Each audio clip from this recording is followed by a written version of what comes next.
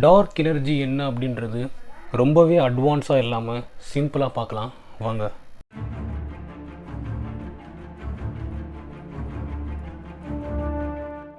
முதல்ல பிரபஞ்சம் என்ன அப்படின்றது நம்ம தெரிஞ்சுக்கலாம். யூனிவர்ஸ், இந்த யூனிவர்ஸ்குள்ளே தான் எல்லாமே அடங்கியிருக்கு அப்படின்றது நமக்கு தெரியும்.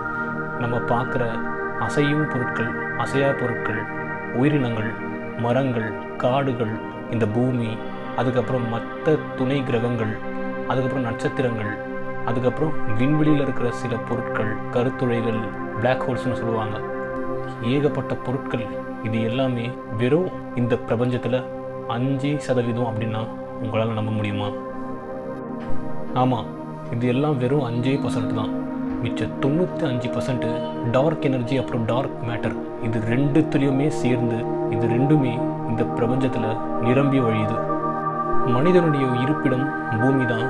இந்த பூமியிலிருந்து நம்ம உணர்ந்துட்டு நம்ம வாழ்ந்துட்டு இருக்கிற இந்த நார்மல் மேட்டர் வெறும் 5% தான்.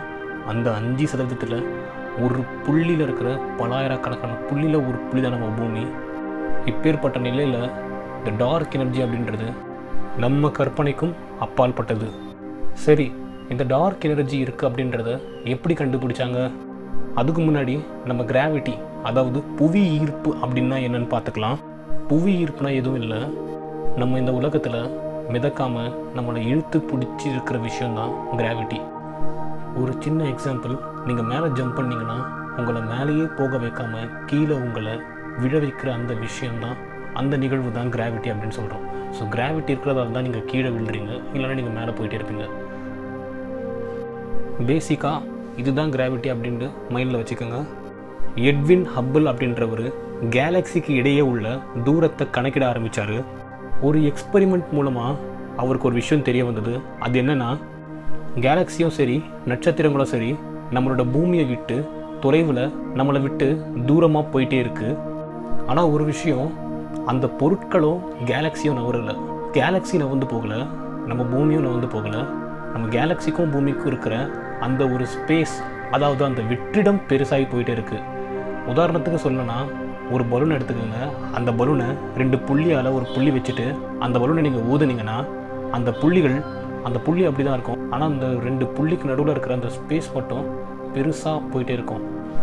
இது மாதிரி தான் நம்ம பிரபஞ்சம் விரிவடைஞ்சிட்டு இருக்கு அப்படின்ட்டு எட்வின் ஹப்பிள் அப்படின்றவர் சொன்னார்.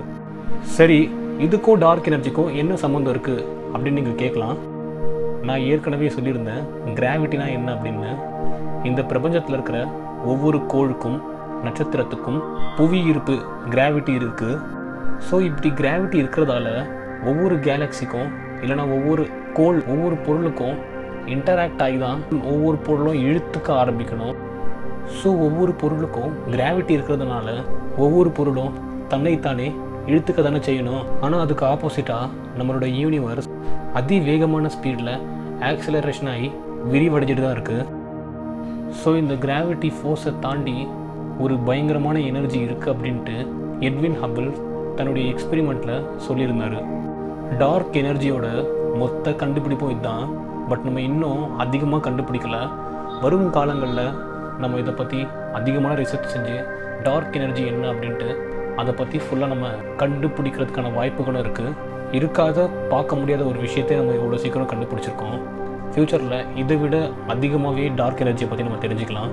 இதோட அடுத்த வீடியோவில் உங்களை பார்க்குறேன். This is life of mystery.